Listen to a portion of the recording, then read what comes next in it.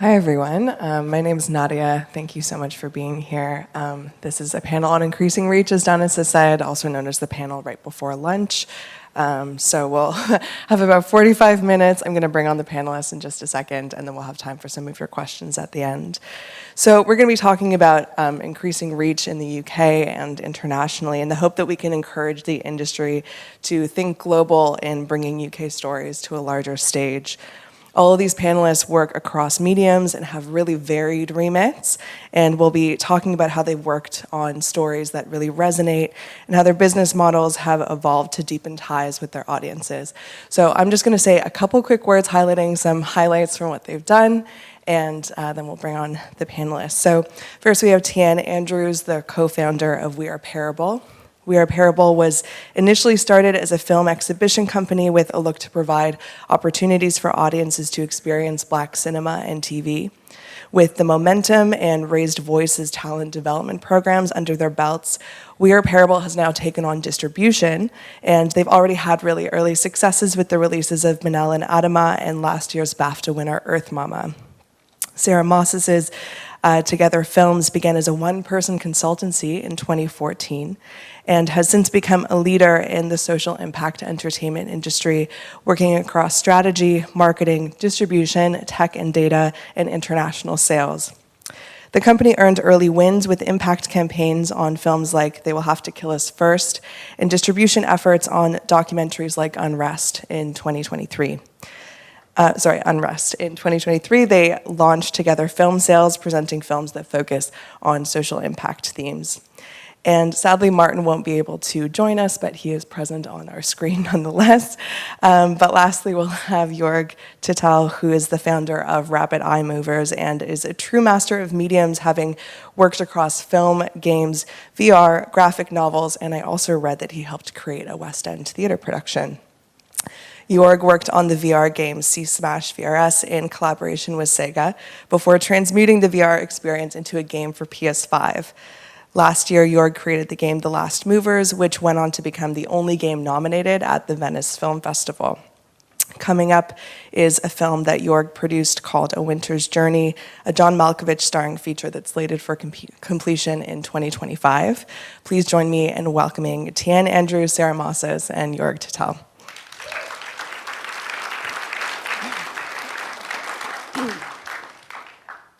Hi, everybody. Thanks for joining. You can come. Yeah. You can leave the weird gap at the end, perhaps. Hi. Nice to see you all in 3D. Hey. Thank you so much for being here. So as I said, we're going to have some chats between us, and then we'll come to you guys for questions at the end. But just to start off, I know I just kind of gave like a rapid fire sort of highlights of what you guys have been up to, but in your own words, can you sort of say what do you do and why, and maybe talk a bit about how the fund has supported your work? And I'll start with you because you're close to me. Okay. Hi, everyone. So I'm Sarah. I founded Together Films about a decade ago, and we focus on social impact storytelling, both mainly documentaries, but also moving into scripted, which is a big part of our fund application. So our work is broken up to impact strategies, the thinking, the kind of what is the plan. Think of it like the R&D and development process for your distribution and marketing. What are you trying to say, how are you trying to say it, and who are you trying to say it with, who are your partners, and how do you fund that activity? So we do a lot of fundraising work with philanthropists and foundations. Campaign management is effectively sort of marketing support, so we work alongside additional distributors. Neon is one of our clients. We've worked with Dogwoof on titles, Rico Films, so we partner with other sales and distribution outfits to do their kind of impact grassroots marketing and awards positioning.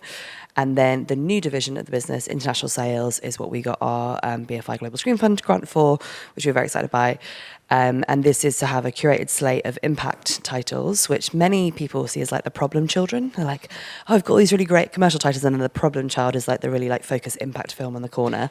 And all of our films are those films. So we have a collection of family titles that are hard to sell, but we're doing really well with them. So our slate covers all different social issues. We have films about human rights, climate change, racial justice, and we say sort of a little I or a big I. So the whole film doesn't have to be about like a grassroots activist. It can be something a bit more subtle or kind of not as in your face as what some people think an impact film is. But some recent examples, Jeannie Finley's Your Fat Friend that premiered at Tribeca last year, amazingly, brilliantly funny film about a fat activist called Aubrey Gordon. We recently boarded Zorowski v. Texas, which was a film premiering at Telluride, exec by Jennifer Lawrence and Hillary and Chelsea Clinton. And this looks at the abortion crisis in Texas and the wider American landscape. So our films are kind of varied, kind of in that way. And this year we actually launched our own first impact fund, which was a climate fund called Climate Action Together, where we gave grants to 2 climate projects we announced a few weeks ago. Amazing. Congratulations. Jörg. Brilliant. Yes. You I mean, clap. Come on. Sure. Thank you. Let's go. Hey, I'm Jörg Tittel, and I'm a man with several hats. They don't fit me usually because my head is too big, but I do wear a few.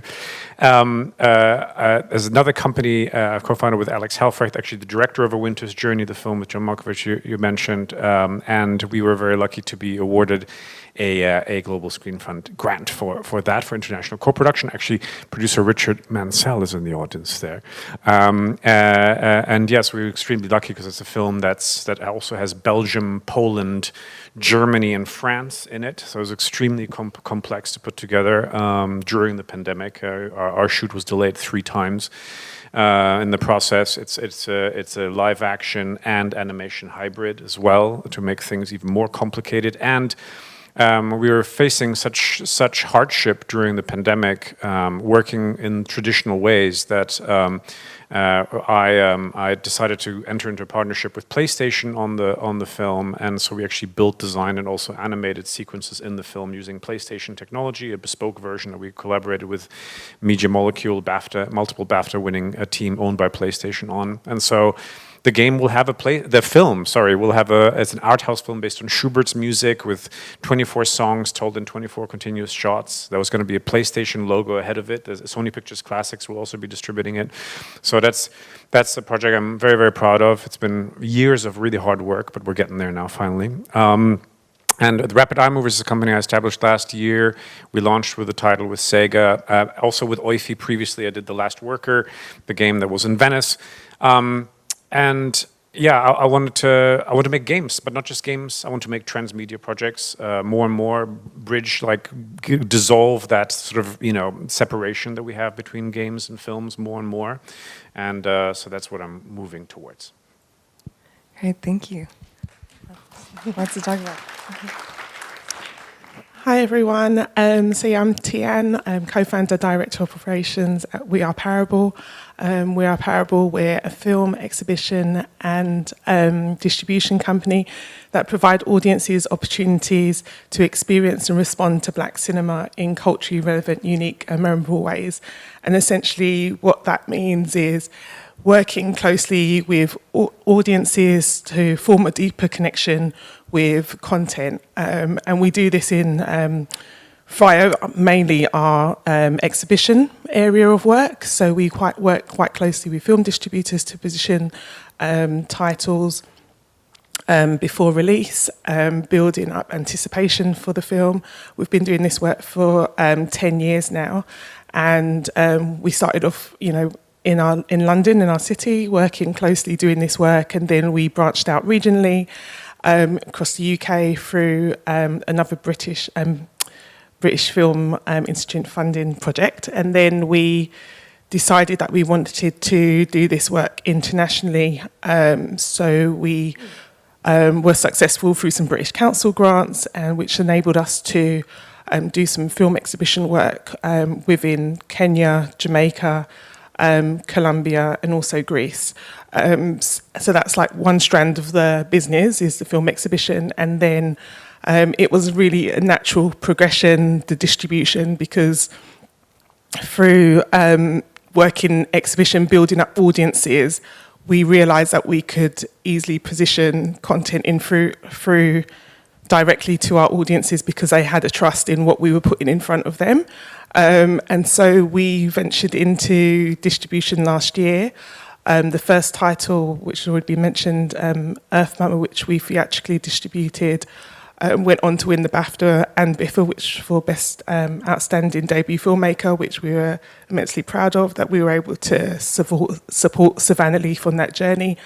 And our second title, Benel and Adama, which was a French-Senegalese film which premiered in Cannes last year, by Ramata Tulaisi, which is the second black woman to have her film in competition, was a film that we had a deep connection with and felt that we could position that film to UK audiences. So we distributed this film earlier this year with support from the BFI through their Audience Fund grant.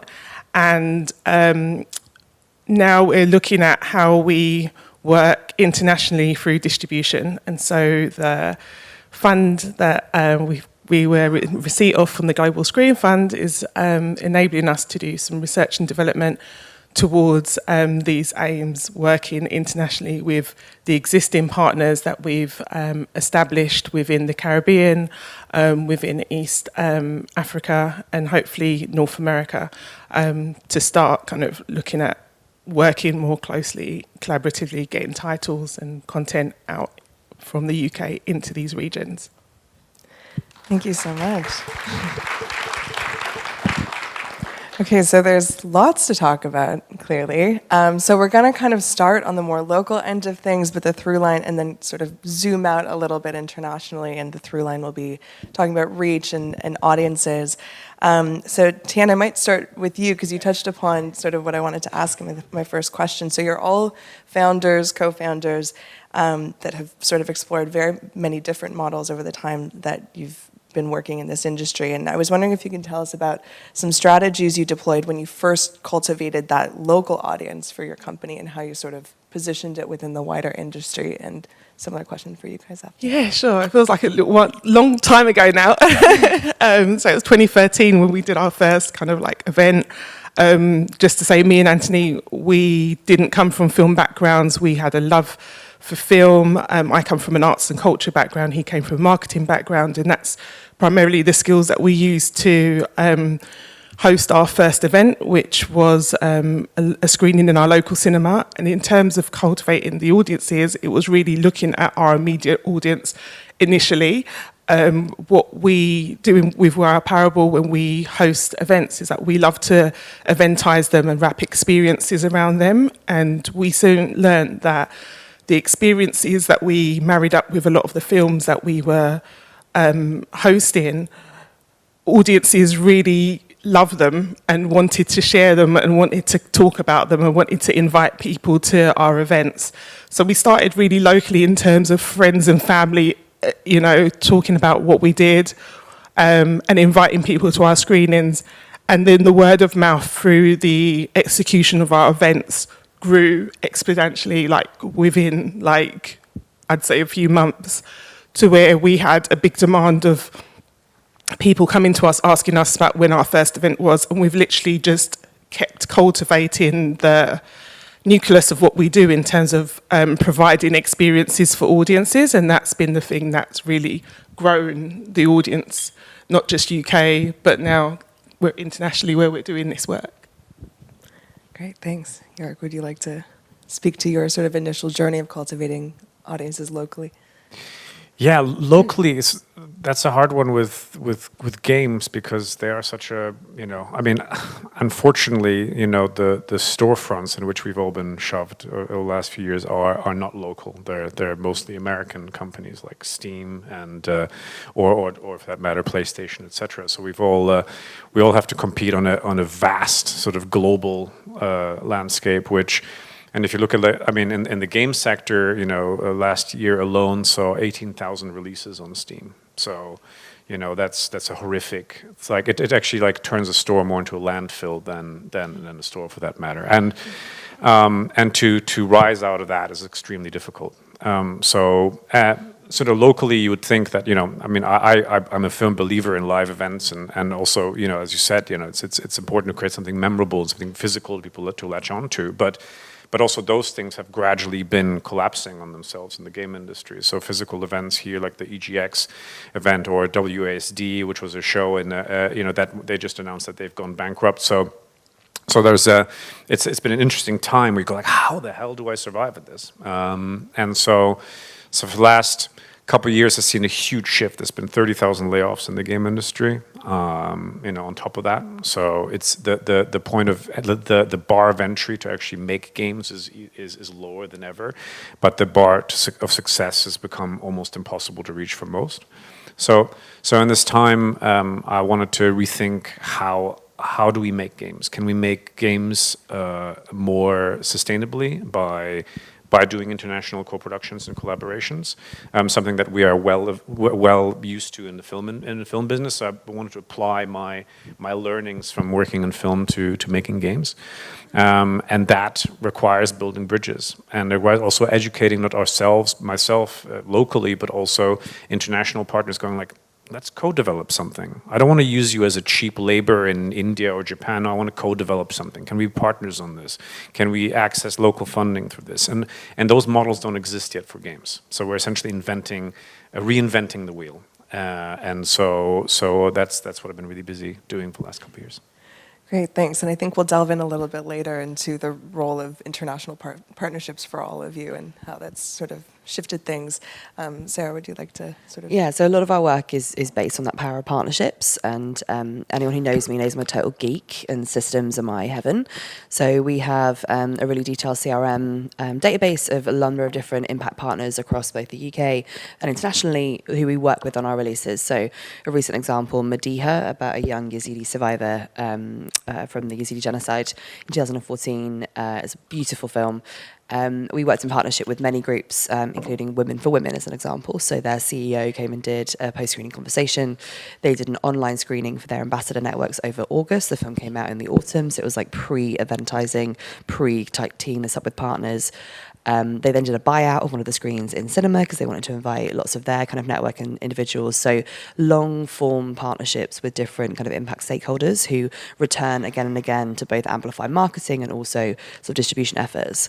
And last night we had a pre-recorded Q&A with Emma Thompson, who's the EP on that film, that went out across multiple Picture House cinemas, and that was kind of cross-marketed with the Picture House team.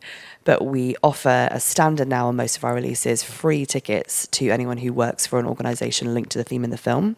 So we put our call out on social. If you work for an organisation supporting Yazidis and their human rights or refugee rights, get in touch with our team. We will gift you a ticket to that cinema. We are obviously making sure that ticket is paid for. But the way I look at it is like I either spend £300 on advertising on Instagram, or I could buy tickets for people who are actually going to show up and use that same resource and have people in the room. So we look at our advertising spend of like how are we actually getting the right humans in the room, and we will kind of allocate some of our advertising spend to just physically saying, if you want a free ticket, write us a note and we'll get you that ticket for that screening. So it's retaining box office sort of monetization in that process and not just sort of wallowing it into the depth of meta advertising systems. So we try and do that now on all of our releases. And JP, our head of partnerships, is like the role that he has, head of digital marketing and partnerships, looks after that program for all of our releases. That's great. As you've grown, Sarah, from a solo consultancy about 10 years ago, and all of you definitely have just, now you wear so many hats and you've added so many new things to your toolkit in terms of your business models. In terms of building profile for your company, how did you work around some of the challenges involved in sort of building trust and profile in new areas of experience for your organization? Yeah, we started I'd say a lot, and our collaborators say we were like a secret sauce in the background for a number of years. So I would always focus on the project as opposed to us. We didn't have a website properly for 2 years when we first started. It was really like we were just helping projects in the background. And we would always talk about their success and their profiles and building them up. And it was actually during lockdown that our profile increased greatly. So the first week of lockdown, I hosted a webinar called Digital Perspectives. And I knew a lot about how to get things online, how do you do live streams, how do you do virtual screenings. And I ran that webinar every week for free for 9 months. And we interviewed the head of YouTube Live. How do you do YouTube live streams? How do you, we had the Oscars on. How do you qualify for an Oscar if there's no cinemas open? Because that is a qualifying remit. And through that process, our sort of B2B engagement kind of grew massively. And we really kind of jumped into that to then increase our B2C sort of awareness as well. So we now have a much more storytelling narrative arc in terms of the business. We release case studies on our work more frequently. We kind of give more frequent updates on sort of the day-to-day activity of what we're doing rather than just sort of at the end going, here's a big rap report. It's more kind of frequent knowledge. and then building up these partner networks so these partners really trust us. So they're saying, kind of, if Together are presenting this title, we believe that it must be authentically told, it's from the right editorial standpoint, and we're going to kind of activate that kind of in that area. And then our growth into the US market was extremely organic to begin with. There's a big sort of impact movement in the US, which has been around for a good decade prior to when it started moving over here. So our work in the US sort of grew very organically. And one side of the business, we also do film festival marketing for impact festivals. So we ran the marketing for Human Rights Watch Film Festival, who used to be present in this very screen before they closed this spring. But we would run that in both the UK and the US. We had their New York festival for a number of years. So we sort of built up our kind of reach there. So we have a sort of intense sort of database of audiences and all these profiles through both our work but also through our client work. So we know the viewership of all the people who would come to Human Rights Watch Film Festival. We have that tagged by the theme that they're interested in. So even though we can't cross-market to them unless we had approvals for our own communication and marketing, we could partner with that same organisation again and say, hey, it's not your festival anymore, but we have a film coming out, and I literally know your data so closely that there's at least 100 people in your subscriber list that would like this. Would you mind posting about this? So we have to always be GDPR approved in what we're doing, but I know that data, and I can say to them, hey, would you cross market this? And usually they're like, yeah, that sounds great, we'll do that. Great, that's so helpful. Jörg and Teanne, sort of some challenges in sort of building a new feather in your cap, so to speak. Yeah, I mean, it's been a very travel-heavy couple of years, actually. It's because we've all become so digital, and we've all become so. There's been so much talk about platforms and Amazon, Netflix, etc., and it's even worse, more intense in the game industry, where you have big tech companies essentially owning everything, and then again, 18,000 releases a year. So it is important for us to forge physical human alliances right now, because it's that there's less money for more people now. The same is the case for all of our screen industries. So how do we create these bonds? And so for me, maybe it's a personality thing, but I mean, I've been doing a lot of this stuff, but also giving a lot of talks and keynotes at various game conferences, and where I've sort of gained a reputation as a bit of a rebel rouser, someone who would actually go up on stage and with a shirt that would say "fuck content" on it. Because I think it's a word that's ultimately reduced us all to nothing, and basically just telling it how it is, and it was a dangerous strategy, because I was at the same time attacking, let's say, Microsoft for some of their recent decisions, while at the same time being in pitch rooms with them, to try and get funding.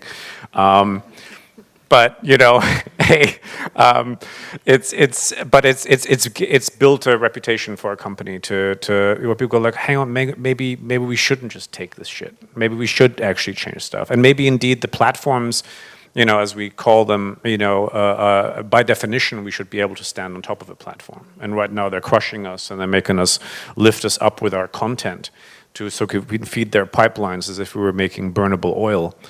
But we have more to offer than that. They wouldn't exist without us. We would exist without them. It's the fact that they have started owning everything, makes it an imbalance right now.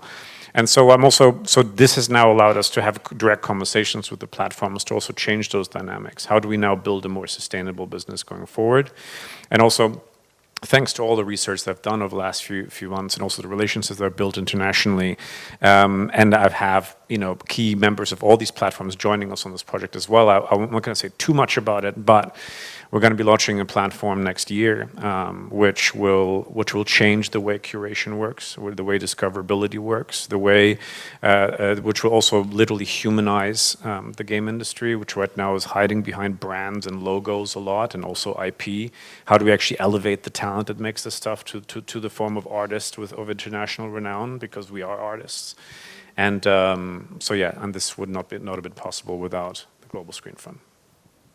Great, and the platform, I guess we'll see more when the launch actually happens, but is it largely games or sort of transmedia in that way? It will be games at first, because film is actually, the film sector has the benefit of being, having had physical cinemas and having had, an understanding that it's a show business. The game industry doesn't see itself as that. Most people in the game sector are quite shy, timid, and don't know how to actually make a case for themselves in public. And so that's something I want to change for games.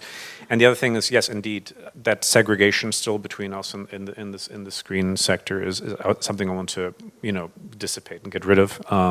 Funnily enough, like last week, Amazon launched an animation series called Secret Level, which is inspired by video games, and I was actually just trying to watch it last night, and every single episode is grim dark, with guns and demons, and everything is horrific.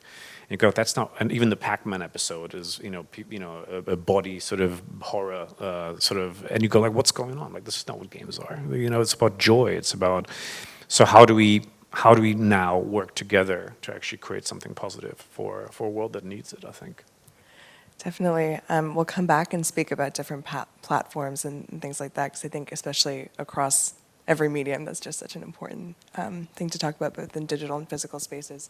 Teanne, I know that you have expanded locally, regionally, and then internationally with the remit of We Are Parable, and yeah, maybe you can sort of respond to that question of building experience in different arenas, and maybe just to add to that, what sort of research or insights you might have gathered before sort of taking those steps of expansion. Yeah. I guess initially it was really about us wanting to expand, because we were kind of visiting lots of film festivals and speaking to loads of different people, and one of the things that kept coming up was like, the events that you do don't exist in loads of other different places in different territories, and so we started thinking, wouldn't it be great if we could host an event in another country? And I guess the first film festival that we co-founded, international film festival, is called the Shot List. It happens in Jamaica in Kingston. It's an annual festival, and we work really closely with JAFTA, the Jamaica Film and TV Association, to deliver that event.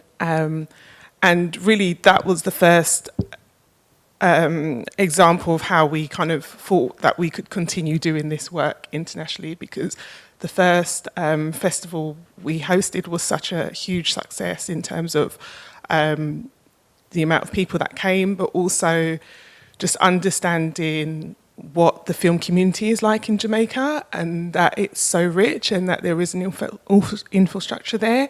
And so many productions obviously come to Jamaica to shoot, and how we can support, those kind of conversations through the festival that we were hosting. And then, we then decided that, wouldn't it be great to kind of do this in East Africa? And one of our members of the team had a very good connection with an organisation. I know we're going to talk about partnerships later on, but it is essentially all through partnerships how we've been able to kind of scale and grow the work that we're doing, mainly within film exhibition. And as a byproduct of that, growing audiences within different countries as well. Because before we created the Shot List, there was no film kind of festival in Jamaica that happened. So this was the first of its kind.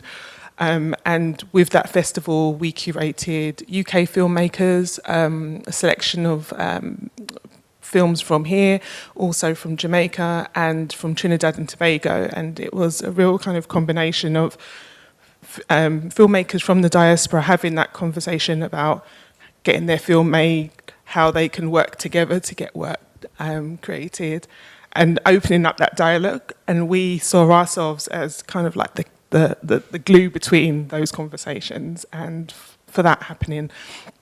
And so the work that's kind of has kind of cascaded down from that has all been through this similar kind of vein, really, in terms of getting new audiences to watch films from black filmmakers in the UK, but also, us bringing films from there to the UK to then exhibit and showcase to audiences here.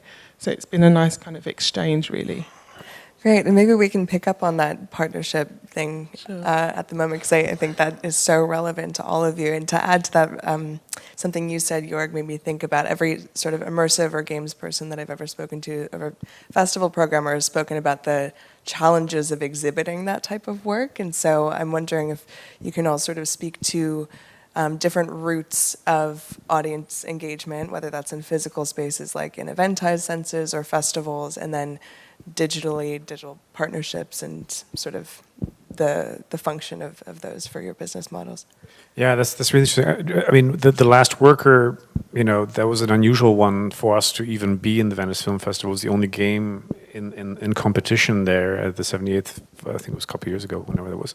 Actually, and that was actually made thanks to a collaboration with a team in Taiwan. Hui is actually in the audience here. And Hui actually also was working on a platform to allow discoverability of immersive projects and bring into museums like the Musée d'Orsay and stuff, and which was extremely challenging during the pandemic, especially.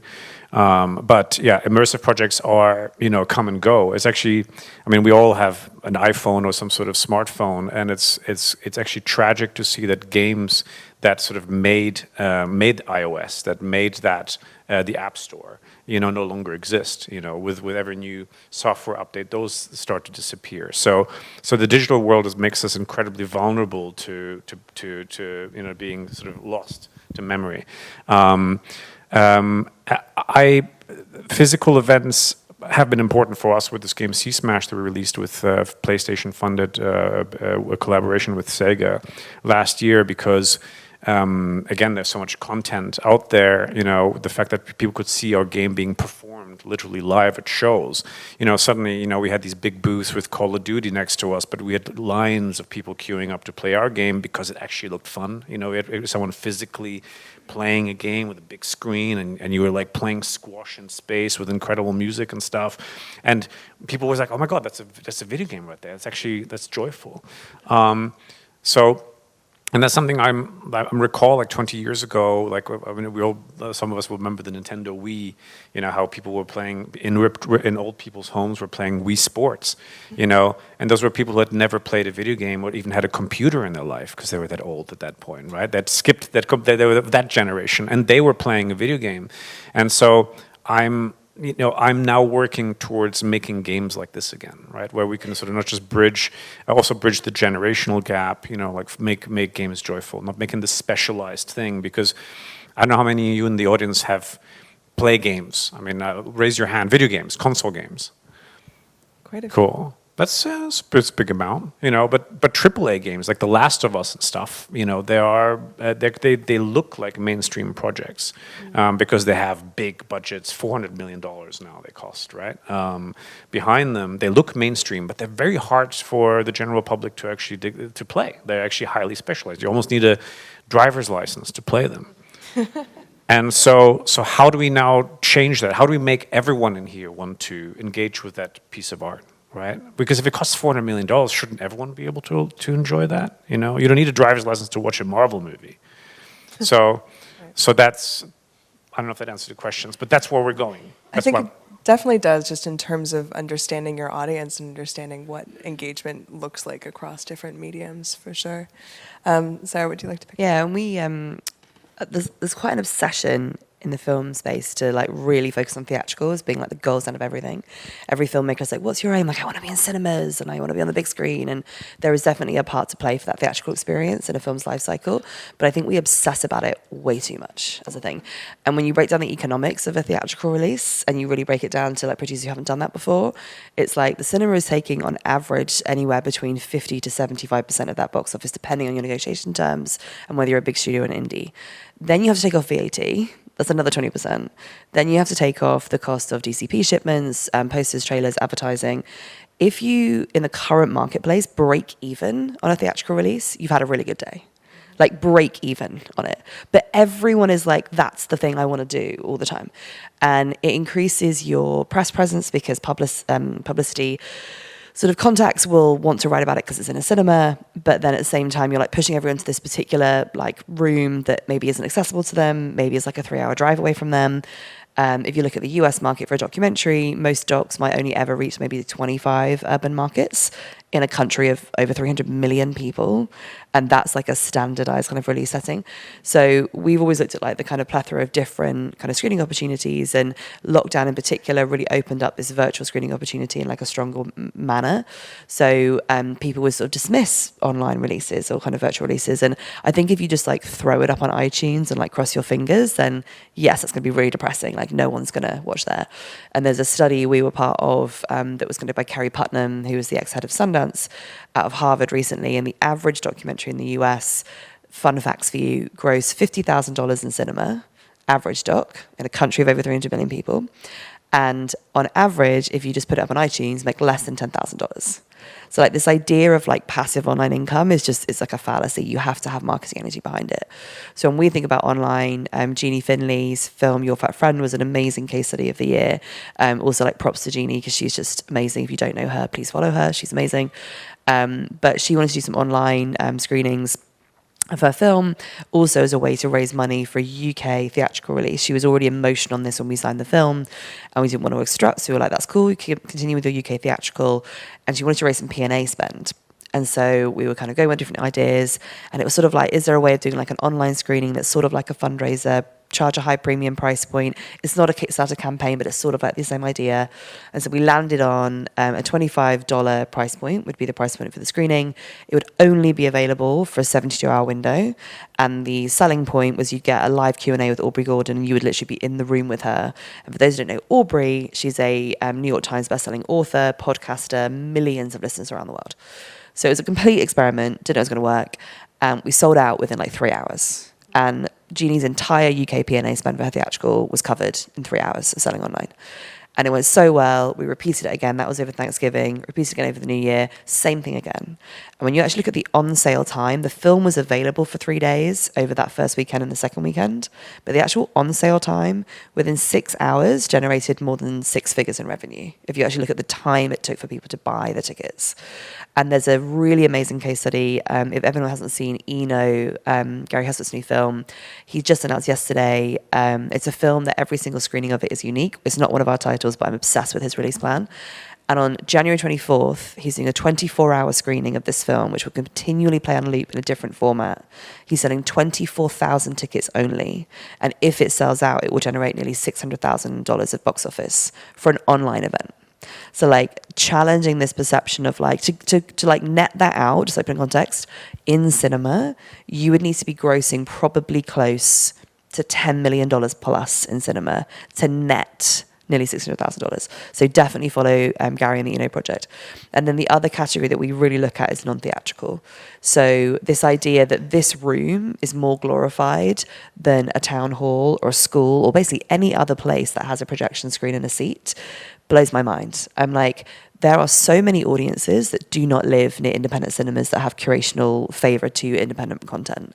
And so if we restrict it to like only the film should play in a space like this, I find it quite arrogant.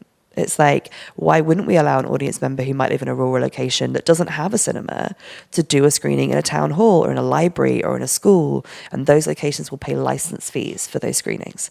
So depending on the host, it might be something like $100, but we do screenings with corporations in their offices, sometimes up to $10,000 for a single screening in their building. So we have to really get away from this idea that this building we're in right now is the only proper way of exhibiting. There are so many ways. And from an accessibility point of view, there are so many audiences that do not have access to spaces like this. And so we as an industry need to sort of reflect on that and really give better access. That's so helpful to hear some numbers attributed to that. And I think since the pandemic, when everything was online, there's this sort of sense of like people have like screen fatigue or Zoom fatigue, but there are just so many different models. I'm seeing so much vigorous nodding across the board over here. Yeah. Jörg, you're ready to go if you want to go. Yeah. To add to what Sarah said, I mean, with the Winter's Journey coming out next year, I mean, that it's based on Schubert's music, so of course the music element is important, and we wanted to create something that turns a film into an event. I mean, we were so paranoid at the onset of the pandemic about will cinema even survive this shit, right? I mean, and so that's why I was working with video game technology to make this art house film happen. But so of course we'll have some really cool events happening across the video game space around it to promote this art house film. But we'll also be showing the film with live music, and so we'll be showing it in concert halls. We're playing it, and also in intimate ones, because it's Schubert, it's Lieder, it's intimate music. It's you can either blow it up into the Royal Albert Hall or actually go into a smaller venue and it really gives people something really, really moving and something incredibly personal, and then also stream that live into cinemas at the same time, and thus create this sort of FOMO effect that you're talking about a little bit with with Gary Hustwood's film now coming up, etc. It was like, for a limited time only, you get to experience something really, really special. And so that idea that we don't create these attention-seeking digital packs only. These things are living, breathing things made by living, breathing humans, and you should treat this something you watch on a small screen with the same excitement, and you could as you would going to a live venue. And so I love the fact that we're gradually bringing the virtual and the physical worlds together, and it's an exciting time. Thank you. And Teanne, would you like to add to that? Yeah, I mean, just to second what Sarah was saying, really, because I think, the communal experience of watching a film is such a special one. And, even with the work that we do, there's so many different people that are unable to kind of access. And so being able to pop up in different spaces and offering, like, films for organisations like Cinema for All, which kind of support organisations to kind of have their own independent screenings, is something that is definitely a way forward in terms of giving access for audiences to watch films what they want to see, really. Yeah. Absolutely. I feel like I have so many more questions for you guys, but I'm going to open up to you guys. If anyone has a question, please put your hand high and we'll try to bring you a microphone. There's one way at the back. Thank you, Iria. And we'll just wait. Good day, Carl Hilbrick from Impact producer. A question for Sarah and potentially any of the other panellists. If you may be aware with regard to what's happening in Africa with Sunshine Cinema and their strategy there, do you have any comment on the application of that business model potentially in other markets, even the UK? Yeah, so for those who don't know Sunshine Cinema, they're amazing. They have a solar-powered cinema kit that they drive around different regions. I think they're now covering South Africa, Kenya, Nigeria, and maybe one other territory as well at the moment. We partnered with them on a film called The Tale, which was a film about sexual assault, child sexual assault, that premiered at Sundance in 2018. And we were supporting an impact campaign in about 12 different countries around the world. And so what they do is work with local ambassadors. They train them on the skills of film exhibition and localized marketing, and then literally take this solar powered cinema kit in the back of a Jeep and drive it into townships and villages across the region, and then do pop-up screenings. And it's enabling sort of local knowledge sharing. It's building up confidence and kind of a role that they're hiring these individuals to kind of take this out, and then getting films into these locations that would never have access to this kind of storytelling without this provision. They're funded by a lot of amazing foundations, and I think a big part of our work, we have to give thanks to many of the foundation philanthropists who support this kind of effort. So I love what that team does. And I think there used to be one in the UK that was like a pop-up cycle-powered cinema. I don't know if that still's going, but if that is, if you're in the room, yes, that's also amazing. So I think this idea of the outdoor, the training localized ambassadors to take a film out on your behalf is really powerful. And then the notion of when you looked at the number of cinemas per capita in those regions, you were never going to get full complete access in those demographics without enabling a project like that to kind of thrive. So I think more of that kind of innovation really makes sense, and providing us opportunity for jobs within these kind of areas where exhibition can be more interesting. It's definitely a more experiential way of platforming cinema, in the way that I know that We Are Parable really champions as well. Yeah, definitely. And I think, there are so many different kind of models that are out there in terms of film exhibition.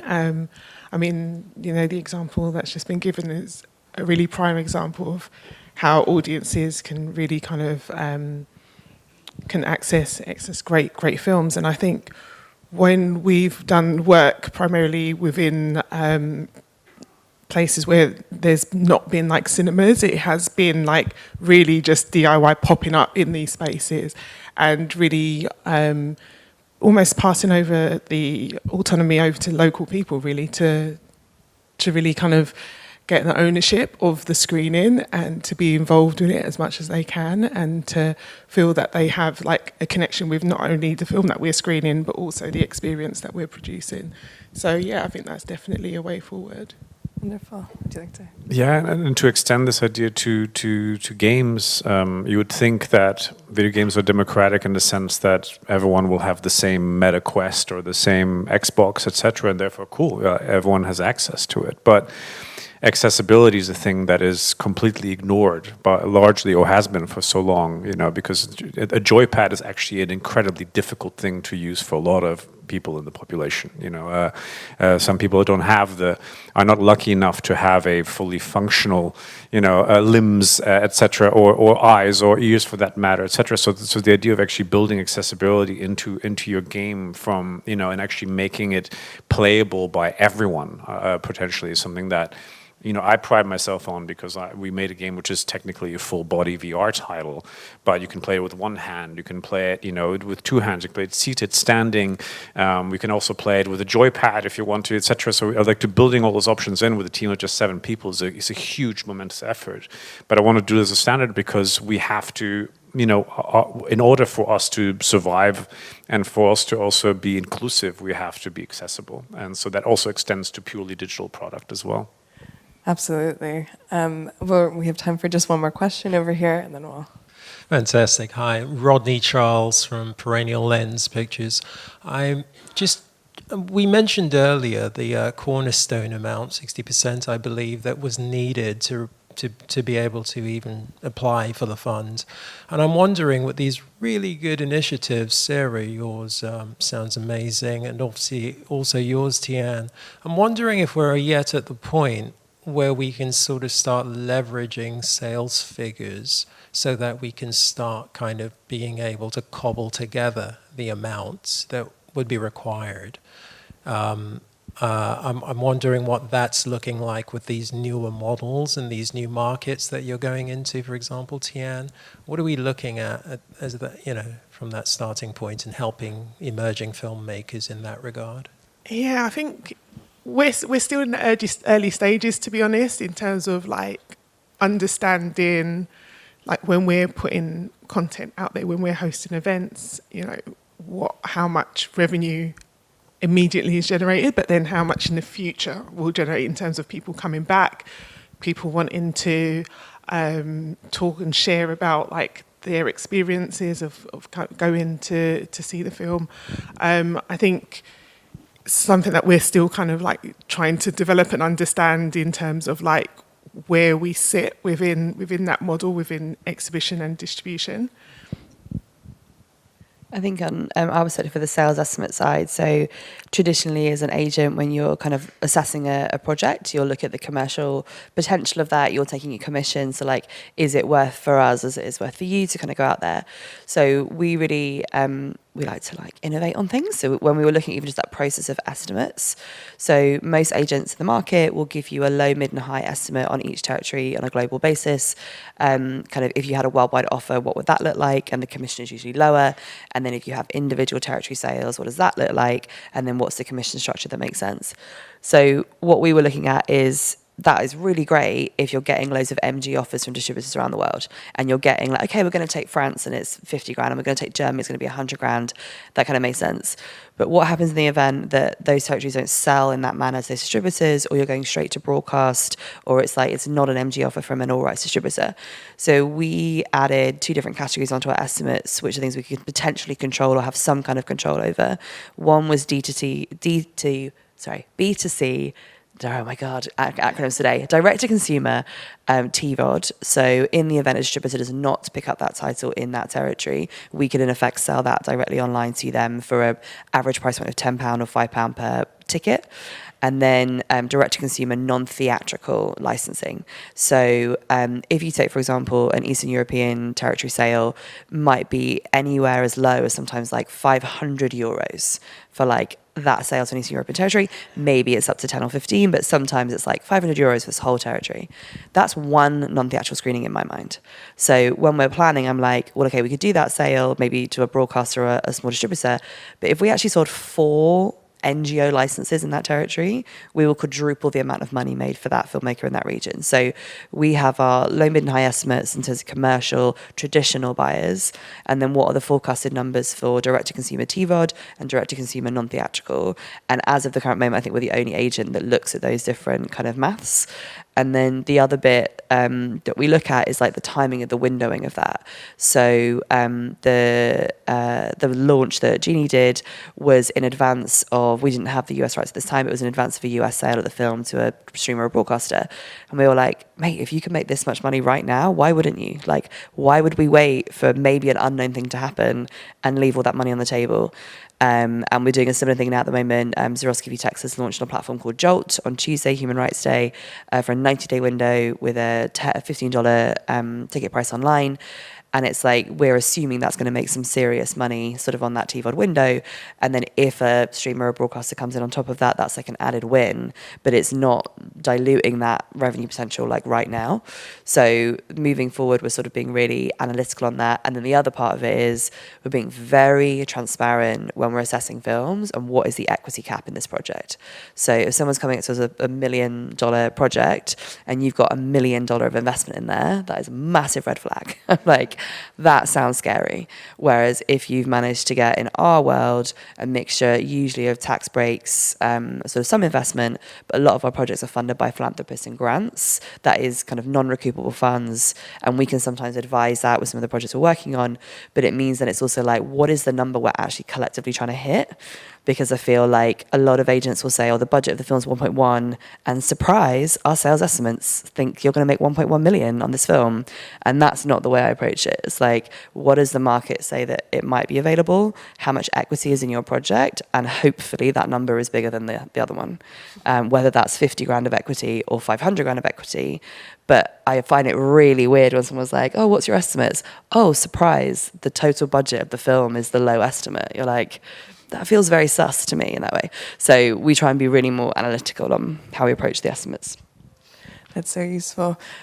We are completely out of time and running into lunchtime. Thank you so much. You're all such innovators and really moving the dial in this industry in very cool ways. So thank you so much. Thank you so much. Thank you.